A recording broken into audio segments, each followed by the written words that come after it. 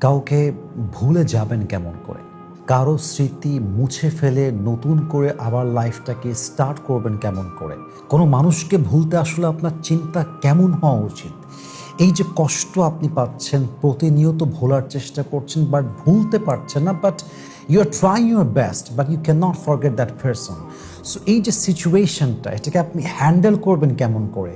কাউকে ভুলে গিয়ে আবার নতুন একটা জীবনে আপনি মুভ করবেন কেমন করে? আজকে কোরআন থেকে, হাদিস থেকে এমন কিছু কথা শেয়ার করতে চাই যেটা আপনার হার্টকে একটা পিস দিবে, মনে একটা প্রশান্তির ছোঁয়া নিয়ে আসবে। So please listen to me with full concentration. কলিজার থেকে শুনবেন, জাস্ট কান দিয়ে নয়, মন দিয়ে শুনবেন। মাথায় রাখবেন, সর্বপ্রথম কথা হচ্ছে, don't pressure yourself to forget anybody instantly. কখনো কোনো ব্যক্তিকে ভুলে যাওয়ার জন্য নিজেকে চাপ প্রয়োগ করবেন না। মাথায় রাখবেন, এটা আপনার ব্রেইন, এটা আপনার স্মৃতি, এটা কোনো ডিভাইস নয় যে আপনি একটা ডিলিট বাটনে ক্লিক করলেন এবং এটা অটোমেটিকলি ডিলিট হয়ে গেল। It's exactly not like that. It is a memory in your life. If you want to forget it, you can not, because it's a memory. একটা স্মৃতি, একটা স্মরণীয় মুহূর্ত, একটা মানুষের সঙ্গে থাকার মুহূর্ত, একটা মানুষকে ভুলে যাওয়া, it's a big deal. It's not easy. একটু সময় লাগবে। It will take time. So please don't pressure yourself to forget anybody instantly. It will take time.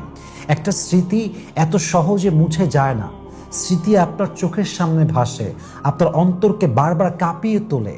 এটা আপনার ভিতরে একটা ভাইব্রেশন তৈরি করে, আপনাকে বারবার এটা হতাশ করে দেয়, বারবার স্মরণ করিয়ে দেয়। এটা আপনি চাইলেও পারবেন না। সো প্রথম কথা হচ্ছে, কাউকে যে ভুলে যাবেন সঙ্গে সঙ্গে এই কথাটাই আপনি ভুলে যান। এটা মাথায় রাখবেন যে কাউকে কখনো সম্পূর্ণ ভোলা যায় না, কিন্তু সময়ের সঙ্গে সঙ্গে স্মৃতিগুলোতে একটা বালু পড়ে যায়, মরিচিকা পড়ে যায়।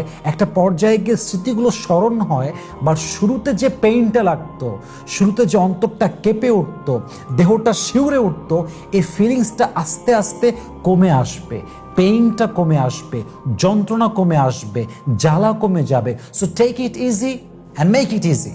এটাকে সহজ করেন, এটাকে সহজ হিসেবে নেন এবং মাথায় রাখেন যে আপনি নিজেকে যত প্রেশারাইজ করবেন to forget someone, it will burn you inside.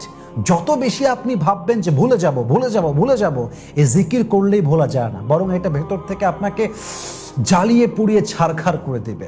So first of all, this is the first and foremost reminder for you. If you want to forget anybody, please don't pressure yourself to forget anybody. নিজেকে কখনো চাপ দিবেন না কাউকে ভোলার জন্য। That's the first process. Number 2, কাউকে ভোলার জন্য সবচেয়ে বেস্ট ওয়ে হচ্ছে to make supplication, দোয়া করা। যে আল্লাহ, যে আমার কপালে নেই তার জন্য কোনো মায়া তুমি আমার হৃদয়ে রেখো না। আল্লাহ, যে আমার কপালে কখনো আসবেই না তার প্রতি আমার যে মায়াটা, অ্যাট্রাকশনটা, আকর্ষণটা, অপেক্ষাটা, এটা তুমি রেখো না। আল্লাহ, যেটা আমার কপালে আছে তা তুমি আমাকে দিয়ে দাও, আর যেটা আমার কপালে নেই সেটা তুমি আমার মনের ভেতরে যে মায়া আছে এই মায়াটা তুমি দূর করে দাও। হয় আমার জিনিস কপালে থাকলে আমাকে দিয়ে দাও আল্লাহ, আমার অত শক্তি নেই যে আমি তোমার পরীক্ষাকে মোকাবেলা করব, ফেস করব। আল্লাহ, মেহেরবানি করে যা আছে তা দিয়ে দাও। আর ভাগ্যে না থাকলে আমি যেন মায়া কাটাতে পারি, আমি যেন ভুলতে পারি, সেই শক্তি, সেই সবর, সেই ধৈর্য, সেই তাওয়াক্কুলের লেভেলটা তুমি আমাকে দান করো। This is called real supplication. এটাই হচ্ছে আসল দোয়া। ইভেন এই দোয়ার মাধ্যমে দুইটা লাভ হয়, আপনি যাকে চাচ্ছেন তাকে আপনি পেয়ে যাবেন দোয়া, কারণ দোয়াটা হচ্ছে ইজ লাইক এ মিসাইল। যেমন আপনার মিসাইলটাকে আপনি যখন এইম করবেন, এটা লক্ষ্যবস্তুকে ভেদ করে, যেখানে মারবেন সেখানে যাবে। এবং দোয়া হচ্ছে ইটস লাইক এ মিসাইল। দোয়ার মতো সিনসিয়ার দোয়া যদি আপনি করতে পারেন, ইট উইল নক আরশে আজিম। এটা আরশে আজিমেকেই নক করবে। অতএব আপনি যখন দোয়া করবেন, হয় মানুষটাকে আপনি পেয়ে যাবেন, অথবা মানুষটাকে ভোলার জন্য যেই সাহস দরকার, যে শক্তি দরকার, যে ধৈর্য দরকার, সেই ধৈর্য আল্লাহ আপনাকে দান করবেন। কারণ হাদিসে আসছে, তাকদীর এটা কখনো চেঞ্জ হয় না। আর তাকদীরু লা ইয়ারুদ, your destiny will never change. But দোয়া ইজ অনলি থিং, দোয়া is the only one thing that can change your destiny. দোয়ার দ্বারা মানুষ তার ভাগ্যকে পরিবর্তন করতে পারে। হাদিসে আসছে, একটা বান্দার কপালে একটা জিনিস লেখা নেই, তবুও বান্দা ওইটার জন্য এত চেষ্টা করবে, এত দোয়া করবে, এত এফোর্ট দিবে। আল্লাহ বলবে যদিও বা এটা লেখা ছিল না, তবে আমার বান্দা যেহেতু দোয়া করেছে, মন থেকে চেয়েছে, চেষ্টা করেছে, তার ভাগ্যের বাহিরে অর্থাৎ ভাগ্যে যা লেখা ছিল না, শুধুমাত্র দোয়ার জন্য আমি আল্লাহ তাকে দান করবো। সুবহানাল্লাহ। So please make supplication and keep it continue. তাহাজ্জুদে দোয়া করবেন, 5 ওয়াক্ত নামাজে দোয়া করবেন, একা একা বসে কষ্ট পাচ্ছেন তখন দোয়া করবেন, কোরআন তেলাওয়াত করবেন, বাট দোয়া করাটা ভুলবেন না। মেহেরবানি করে দোয়াটা কন্টিনিউ রাখবেন। Number 2। Number 3, think about the bad quality of him or her.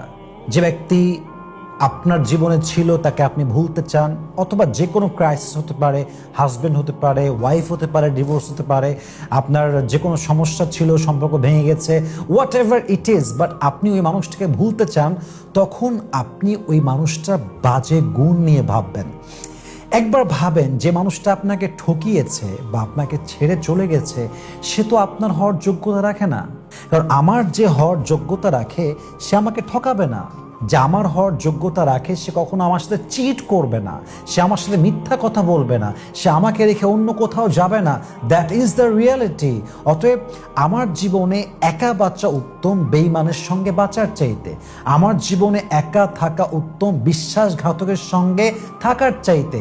So আমি প্রায় একটা শের কোট করি, मैं अकेला रहना नहीं चाहता था मगर अब मुझे अकेला रहना जरूर है, मैं अकेला रहना नहीं चाहता था मगर अब मुझे अकेला रहना जरूर है, गद्दार के साथ जीने से अकेला जीना बेहतर है। दिल तो हमेशा ये कहता है कि तुझे कोई ना कोई सहारा जरूर चाहिए, दिल तो हमेशा ये कहता है कि तुझे कोई सहारा जरूर चाहिए, फिर मैं अपने आप से पूछता हूँ कि तुझे धोखा दोबारा क्यों चाहिए।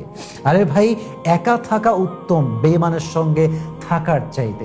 ইভেন মাথায় রাখবেন যে এই পৃথিবীতে আসলে একা কেউ বাঁচতে চায় না। Nobody in this world wants to survive alone. সবাই একটা লাইফ পার্টনার চায়, একটা জীবনের সঙ্গে চায়। কিন্তু মানুষ যখন বুঝে ফেলে যে আমার সবচেয়ে কাছের মানুষ, আমার সবচেয়ে আপন মানুষ, আমার কলিজার মানুষটা বেঈমান, গাদ্দার, মিথ্যাবাদী, প্রতারক, বিশ্বাসঘাতক, তখন মানুষ আসলে একা থাকতে বাধ্য হয়। মানুষ কখনো একা থাকতে চায় না, সে একা থাকার জন্য বাধ্য হয়। অতএব মাথায় রাখতে হবে যে আপনাকে ছেড়ে চলে গেছে বা যাকে আপনি ভুলতে চান, এই মানুষটার কিছু খারাপ গুণ ভাবেন, যে এর সঙ্গে থাকলে আপনার কি হতো, এবং সে যে ধোঁকা দিয়েছে এটাকে গ্রেটনেস হিসেবে নেন, যে আল্লাহ শুকরিয়া, আমি গ্রেটফুল যে আল্লাহ তুমি আমাকে আসল মানুষের চেহারা বুঝিয়ে দিয়েছো, যে মানুষটা আদৌ আমার যোগ্য কিনা। Think positive, think positive, be positive. এটা পজিটিভ হয়ে ভাবেন যে এই মানুষটা থাকলে আমার কি ক্ষতি হতো, এই মানুষটার সঙ্গে থাকলে আমার গাদ্দারের সঙ্গে থাকতে হতো। যত বাজে গুণ আছে, যত বিষয়গুলো ভাবলে আপনি একটু পজিটিভ ভাইবে গিয়ে ওভারকাম করতে পারবেন, থিঙ্ক লাইক দ্যাট।